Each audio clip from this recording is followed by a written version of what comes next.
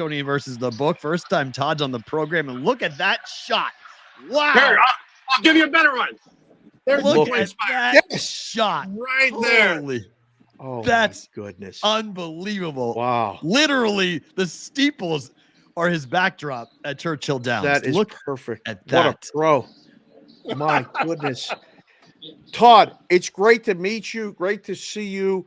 The weather there right now looks perfect. Is it perfect right now? It is perfect, unless you're a polar bear like me. And I tend to sweat a little bit, but it is absolutely gorgeous. Main track fast, turf course firm. As far as the predictions with weather over the next 2 days, Friday, Oaks Day, it jumps up to about 85% in the middle of the afternoon. So we might have an off track late tomorrow, but Saturday looks perfect for the Kentucky Derby. Plan on a fast track.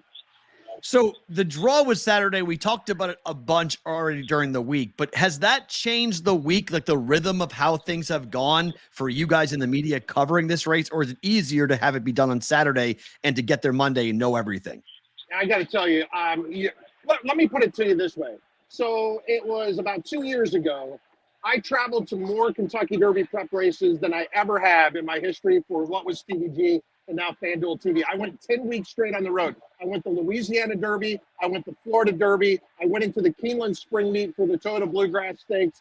I had a line on the entire 3-year-old crop. That was the year that Rich Strike drew in off the also eligible list and won. It's like, I'm like, who is this horse? Like, we haven't seen him else. Like, what do we?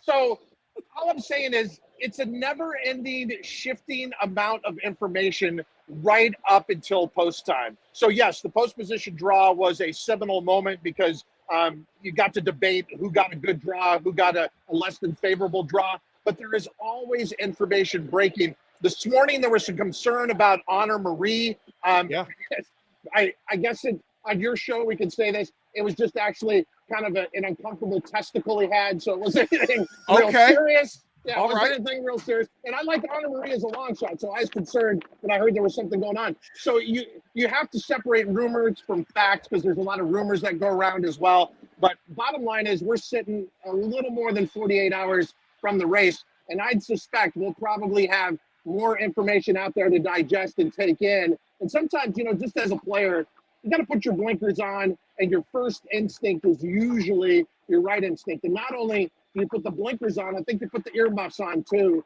and block out some of the noise out there. Outstanding. This is the first time that uncomfortable testicle has ever been said on this show, and I totally appreciate it. I'm going to use it the rest of the show, let alone tomorrow. Todd, so you did the trips around to the different prep races and all this other stuff.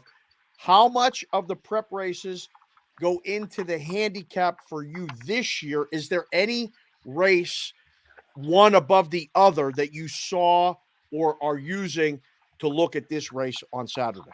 Every year, my advice to people is don't watch the clock, don't look at the numbers, go watch the races. It's a visual process and handicapping the Kentucky Derby. Who had a troubled trip? Who's ready to improve? You got to remember, we're essentially talking about teenagers here, high schoolers, who are improving as athletes from race to race. So a horse like Fierceness, he wins the Florida Derby with no problem. It's the biggest performance of his career to date. Does he have another move forward, or does he go backwards? I think he ultimately goes backwards.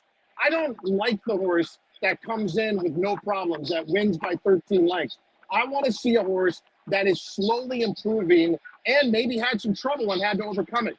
The Derby, because it is a field of 20, because it is 1.25 miles, a distance they've never gone, it's a rough and tumble race. And you need a horse who can handle that. You don't want a horse that is flashy, has been winning easily, and then the moment comes along, and as soon as something goes wrong, that horse checks out. So I look at the visual process in those prep races. So yes, the prep races are very, very important. Watching them is more important than the time that those races finish in, and really adjusting to who's going to move forward on Derby Day. I think Louisiana through the fairgrounds had one of the best routes to the Kentucky Derby. Yes.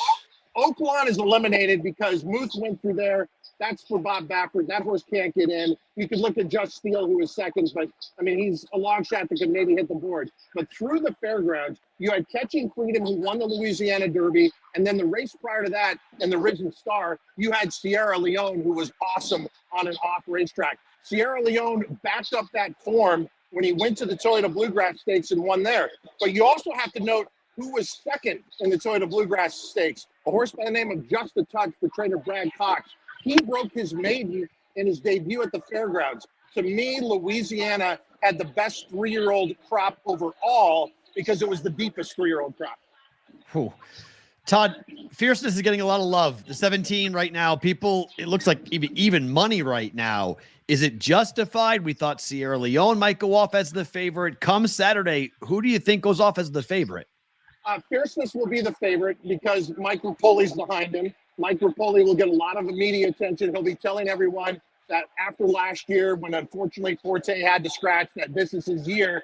And so I hope they bet on Fierceness. To me, Fierceness truly is all or nothing. Either he is the best horse of this 3-year-old crop, and he proves it in the Kentucky Derby, or I think he bounces to the moon. I think he bounces to the moon. I think he's going to regress off the Florida Derby. He reminds me of a couple of horses. He reminds me of Bellamy Road, who dominated the Wood Memorial, came to Kentucky with a huge reputation. He had everything his way in the Wood Memorial, and then he absolutely melted down here. And that was the year that Giacomo pulled off the upset. He also reminds me of another horse, Unbridled Song, back in 1992, who was the best horse of that generation coming into the Derby. He had some foot problems. He had the lead at the top of the stretch, and it turned out to be an upset with Grindstone. And then an unknown Bob Baffert at that time, Cavalier, was the second place finisher. So I look at a lot of horses over the years. I think there's a lot of historical references to horses like Fierceness. He'll be the favorite, but he won't be the horse that I'll be playing. You sounded like you described a horse that you didn't want. You didn't want a horse that didn't have much trouble and that looked great and undefeated and all this other stuff. Can you explain this love for Forever Young? Because I can't. I mean, we haven't seen it happen yet. Yes. And yet these horses come over, Todd, and you're right. People fall in love with them, right? No. How many times have you heard the phrase, the Japanese are going to win the Kentucky Derby this year? Or a horse from Dubai is finally going to win the Kentucky Derby this year? Until it happens, you won't be getting my money. Now, if you want to make a case for Forever Young, when he was in Dubai, he won at a mile 3/16. But also keep in mind the Louisiana Derby for Catching Freedom was a mile 3/16. So those are the two longest prep races. So those horses don't really have to stretch too far to go the 1.25 miles. But I've watched that win in Dubai, and it didn't impress me. And on top of that, his Japanese workmate here, who is going in the race, I think actually has been working better than him. But I don't think neither of them are going to win the Kentucky Derby. I just think it's the allure of, again, Japan has been winning some of the biggest races in the world. Obviously, their program has taken a step forward. But the Kentucky Derby, there have been foreign interests that have spent tens of millions of dollars. You can just look no further than Sheikh Mohammed and Godolphin, and they realize it is a very difficult race to win. They've won every race truly on every continent, every Group 1, but they haven't won a Kentucky Derby. I think the Japanese Racing Association at some point might have a horse here that can pull it off. I don't think they have that horse this year. Todd, obviously the Derby Saturday's got everyone's attention, but in the chat they're asking about the Oaks tomorrow. Do you have any leans, any thoughts, any picks on the Oaks coming tomorrow? Torpedo Anna was on my radar last year as a 2-year-old because she has experience here at Churchill Downs. So I was excited to see her start her 3-year-old season. And what she did at Oaklawn Park backed up how excited I am about her. And the best line from Ken McPeak was someone asked him, well, it looks like you're going up against a bunch of bears. He goes, well, they better be because I'm bringing a grizzly. She is awesome. Torpedo Anna, 5-1 in the morning line was never going to happen. I think the early odds are about 5-2, but my race starts with her and pretty much stays there. My Oaks Day is going to be all around Torpedo Anna. All right. You've been a horse guy for years. Congratulations on 25 years. We saw the video with the cake and all that other stuff. What's your, say, 1 or 2 biggest memories? Because for me, I'm done having kids, but if I get another dog, I'm naming it Rich Strike because I had to try with Rich Strike. Oh, you did? I hit the try, Todd, and I'm not even Wow. a horse guy. It was unbelievable. I hit the all button on top for the first time in my life because I wasn't sure. And then I got the 2 and the 3 spots. But like Animal Kingdom was one of the ones in the book that we had, and it was just that stretch run. I'll never forget Animal Kingdom, obviously Rich Strike. Any 1 or 2 stick out to you in all this time that you've done this? Okay, so for the Kentucky Derby only, you're going to limit me to that? No, you can come with anything you want, sir. Okay, Zenyatta's the easiest. She is one of the greatest horses I've ever seen in person.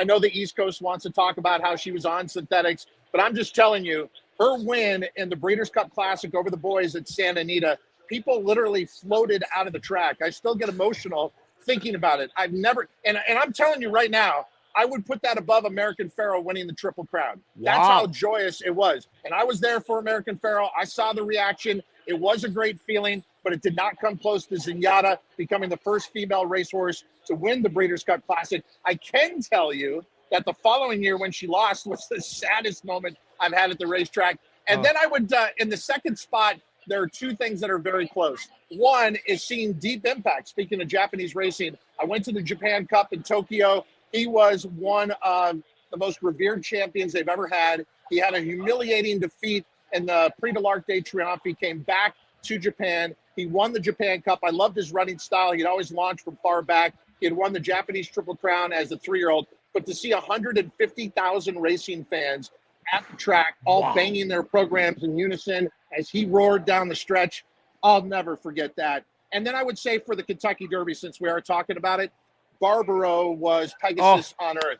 I remember going to see Barbaro on Thursday of Derby week, and he was just grazing outside his barn. And I knew in that moment, and the way he had worked that week, he was going to win the Kentucky Derby, but I didn't know how easily he would do it. He will always be the horse that I will wonder, what if he didn't get injured in the Preakness, could he have swept the Triple Crown? He was also a great horse on the grass. So when I come here, I think of Barbaro quite a bit. That's phenomenal. So, Todd, we were having a debate a couple days ago, and then we asked Randy Moss the question, and he called it lighter fluid. Are you pro or anti-mint julep? Is it a good drink, or is it something that you should never touch?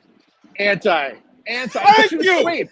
Thank you. That's 2 horse guys. Sweet. I'm sorry. You're a tourist if you're loving mint juleps. Tell him. I've been coming to Kentucky, as you pointed out, for 25 years. I've become a bourbon guy. And I started out, okay, I'm going to put a little Diet Coke in my bourbon. Then I went to ice, and now I drink my bourbon neat. And I wonder, why did I ever put Coke or anything in that? Just give me unadulterated alcohol. So sign me up for bourbon neat. None of this mint julep stuff. So how does this race play out? Like, how are you looking at this? Like, everyone that we're talking to is like, it's speed right out of the gate. That horse on the inside going right to the front, and we're going to get burners beginning, and somebody's coming from the back or something. Is that accurate, or how do you see this thing playing out on Saturday? Well, every year people talk about, oh, maybe the pace isn't that fast this year in the Kentucky Derby, and it's always fast. So I think you can always count on a fast pace. But you hit on something very important, door knock drawing the rail. Door knock drawing the rail forces his hand. It allows Sierra Leone to drop back a little bit because that speed horse is going to clear off early on. But between him and Fierceness and a couple others in there, I think it will be a blistering pace. Does that mean that Sierra Leone's going to win from far back? I think Sierra Leone is one of the most reliable horses to finish up in the race, but I do think Catching Freedom absolutely has as good of a finish. I think Honor Marie has a decent finish, but I'm going to look for a horse in a stalking position. The 8, Just a Touch. He stalked the pace in the Toyota Bluegrass Stakes. He took the lead and he tired. Wow. It was his first time around 2 turns. If this race were just about how the horses look physically, nobody beats Just a Touch. He is Adonis amongst this group. He hasn't run like Adonis yet, but I think he's going to step forward on Saturday. But if you're out there thinking, is there going to be a fast pace? Should I look at some closers? I would say absolutely. Yeah, it's the second time we've heard that horse, someone liking that horse a lot. Exotics, boys and girls. Yeah, going into the exotics. All right, Todd, my last one for you. If I'm a novice and I just want to go bet the Kentucky Derby? What's a play that I can make that's very simple, and how do I tell the guy at the counter so I don't screw up the bet? Well, I think that is the greatest question, because so often we give out picks and then we just kind of leave it at that. And then the best is like last year. I gave out May, so it was a good year at the Kentucky Derby. And then you'll run into somebody who listened to your pick and they're like, I bet him the show. Like, no, what do you mean you bet him the show? You paid $32 to win. So first of all, don't ever bet the show. Let's start there. But I do think if you're a casual betting fan, there are at least a dozen pools that are tied into the Kentucky Derby. You can't get caught up in all of them. There's a 2-day pick 6. There's a 2-day pick 3. On the day on, there's a pick 3, a pick 4, a pick 5, and a pick 6. That's just horizontally. Vertically, you have win, play, show, you have exacta, you have trifecta, you have superfecta, you have super high 5. The key is, as you said, pick a couple of wagers and stick with that. Don't try and conquer everything. So either be a vertical player or be a horizontal player. For the casual person playing the Derby, be vertical. Bet a horse to win in place, and then look at the exacta, and you'll have plenty of action that way. I think the trifecta that you mentioned is great because you can play it for 50 cents. But when you get into superfectas and super high 5s, we're getting to the master class of betting. So for the casual person, pick your horse, bet that horse to win in place, and then take that horse, play that horse in an exacta or a trifecta. And remember, it's very simple. Look, if you're playing online, it's a different situation. But if you're at the track, you always walk up, you say the track that you're betting because there's simulcast. So you would say Churchill Downs. Then you say the race number, race 12. Then you say the amount of your wager, then the type of the wager. So you would say $2 exacta, and then you can box some horses, which means play all the combinations and the numbers, or you can play a part wheel. Yeah, I could do an entire seminar on Todd, the language. Listen, I know we just met, but if I could reach through this camera, I would hug and kiss you right now and bring you to Las Vegas to train all of the people that I trained exactly that way. That's exactly the way you say a horse bet. Exactly. So go back and listen to that. Last one for me, sir. We'll let you out on this one. All right. So in this interview, we've had an uncomfortable testicle. You've told people to be either horizontal or vertical. Okay. So people are going to remember all this, but they also need to know, what is your ensemble on Saturday? Do you have a hat and suit combo? I mean, you got to ramp it up. It's the Kentucky Derby, sir. I got to tell you, Oaks Day is going to be kind of my, the late Craig Sager, kind of a nod to him. I'm going to have a carnation pink jacket. And then the person who put my outfit together for both days is making me wear a bow tie. I have tried to get out of it. I can't get out of it. It's not one I'm going to tie. It's going to be a pre-tied bow tie. That's fine. Okay. I have no idea how this is going to go. I kind of have a large neck. I think this bow tie is going to, I don't know what this bow tie is going to look like. So yeah, pink on Friday, and then on Saturday, kind of a light green. But the real key to the outfit is this bow tie. I'm so scared of what this is going to look like. I'm pro bow tie. Looking forward to watching it, sir. Todd, thank you for coming on. We appreciate your time this week. Enjoy tomorrow. Enjoy Saturday. Hey, I love your guys' show. You do a great thing for the gambling public, and I thank you for letting